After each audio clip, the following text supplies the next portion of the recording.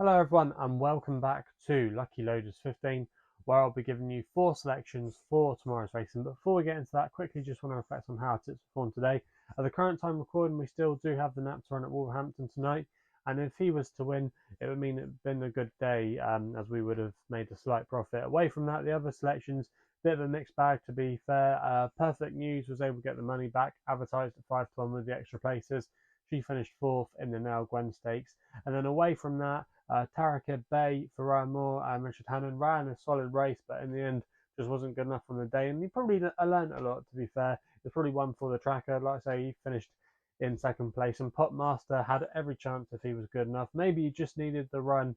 He was in a good position throughout, but in the end, he just wasn't able to quicken and wasn't able to make the frame. So, on the whole, bit of a mixed bag. But if the Nap wins tonight at Wolverhampton, it would have been a good day. But away from that, like I say, 4 selections for tomorrow's racing.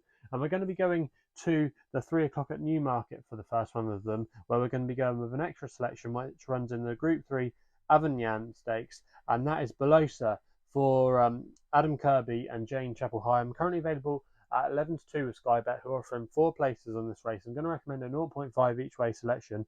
Now, this horse has got an excellent record over the Rody Mile course. It's 2 from 2, and you have to say the drop down to 6 furlongs could definitely bring out a little bit more of improvement. Both her wins at this track came over 7 furlongs, but on both occasions she was able to get a freebie on the front end and was able to win quite comfortably when making all. And even though there are maybe 1 or 2 pace angles, I imagine she is going to be ridden forward. And if she is ridden prominent, she might just be able to make it a bit more of a stamina test over this trip. She'll like the conditions. The ground shouldn't be changing to what it was today, and not many horses were coming from off the pace either. She gets the fillies allowance.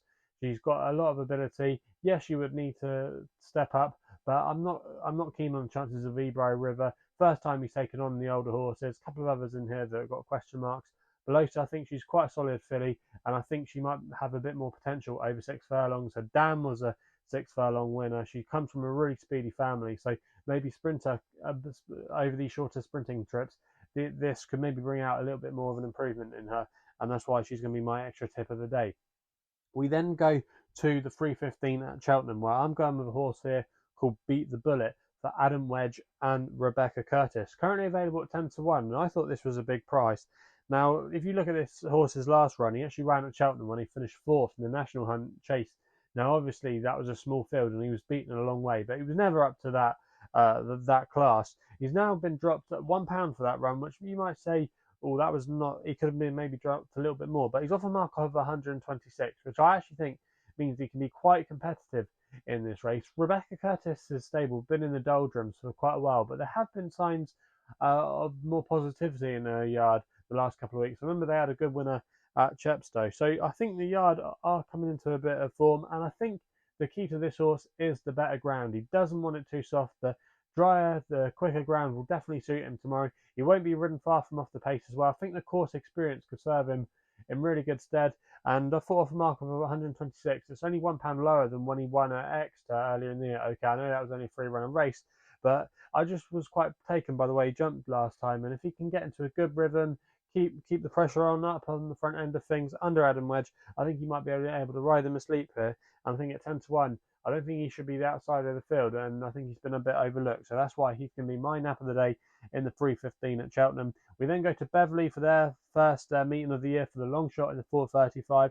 I thought Elixsoft here was a bit of a price for Ryan Scott and Gemma Tutty, who's now taken to the training ranks.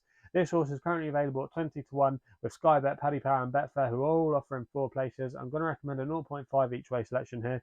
Now, this horse is actually going to be transferring to the turf. And last time she ran on the turf, she won. And she's actually down to a good mark now. She's £2 lower than her last victory. And this is going to be a little bit more of an easier assignment for her. She's actually going to be running on.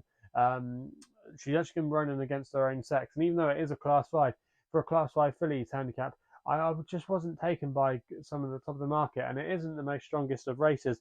She's pretty consistent. She does well in the spring as well. She's got not a bad record. She'll like the ground as well. That shouldn't be a problem. And Gemma Tutty as well. She nearly had a winner last week with her first runner as a trainer. And I think Ryan Scott might be just a bit of an upgrade on her. You know, he'll be stronger in the finish, I think. Gemma, even though she was a good rider, I just think if it ever came to a finish, she maybe wasn't the toughest and the most gamest. And Elixsoft might be able to just improve a couple of pounds for that just because of the jockey.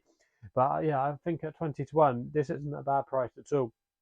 And I think it won't be too far off the pace. Still 5 as well isn't a bad draw. The lower the better at Beverley. This horse is normally ridden quite prominently. Doesn't always isn't one that's going to make the running, but it's probably going to sit there maybe third, fourth, fifth, just tracking the front wave. And if it can get into a good position, I think 20 to 1, it can definitely outrun its odds, and that's why it's going to be my long shot of the day. We then go to the next best, which runs in the 4:45 at Newmarket. It looks like it's a competitive affair on paper, but I quite like the chances of the favourite here, Tranquil Night for Will Buick and Charlie Appleby, currently available at 7 to 2. And I'm going to recommend a 1-point win bet here. Now, this horse, Tranquil Light, has won his last 2 starts, both winning at Kempton. He finished 4th on his debut at Yarmouth, but he's going to be making his handicap debut tomorrow off a mark of 84. And I think he's ready now for the step up and trip. He's going to be running over 1 mile and 2 tomorrow. Now, if you look at his pedigree, he's actually by Shamadal out of a dam that won over 10 furlongs, and there's plenty of horses that got a mile and a bit. So I think the step up and trip will definitely suit him. The form of his latest race has worked out pretty well as well. The Andrew Bolden horse that was in that race behind our selection bolted up at Newcastle on his late start, and he's now officially rated 84. So you like to think that the form's been boosted there. A couple of the other horses haven't run too badly that weren't far behind. So yeah, Tranquil Night, I think he's going in the right direction. Will Buick and Charlie Appleby had a great day today. I think this horse could definitely go on to bigger and better things, and I think the Hood as well, that they're coming off, that might just be able to settle him, and I think he'll be suited by this bigger handicap. So yeah, I think he's got good credentials in this race tomorrow. I'd be disappointed if he couldn't go close in the last Newmarket. So they're the selections then for tomorrow's racing. If you're still enjoying the videos, remember to hit the thumbs up button and subscribe here to the YouTube channel at LuckyLoads15. If you want to follow me on the old social media as well, Twitter and Instagram are the best places to do so, where my handle is at LuckyLoader15. And that's all I've got to say. So please gamble responsibly. Hopefully we can have some winners for you tomorrow, and we'll be seeing you again soon.